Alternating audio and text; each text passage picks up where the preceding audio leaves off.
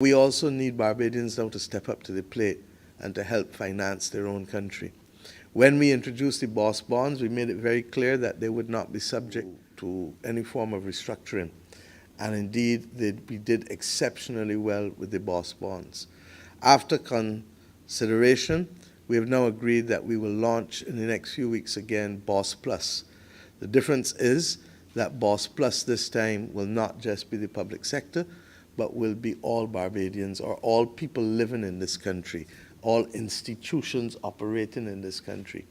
And the truth is that we feel that in the absence of the government does not regularly issue treasury bills or treasury bonds anymore recently, in the absence of aggressive capital market, that we need to also not only help finance government's operations, but to give you better options for your future as to what you can get as returns, so that you get two for the price of one. You get a better rate of return, and you also get the opportunity of stabilizing the conditions in your country. And you know, I can talk straight all the time.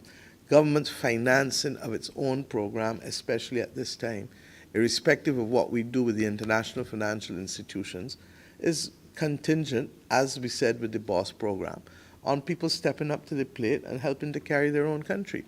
So that the BOSS+ program will be launched, and we hope that this will become a regular feature of government financing in this country. We've tried to do all of the things to put us in a strong fiscally stable position. You have the imprimatur of independent entities, not just the Birth Monitoring Committee, but you have the imprimatur of the IMF, which, as you know, has basically said that we've continued to do all of the right things.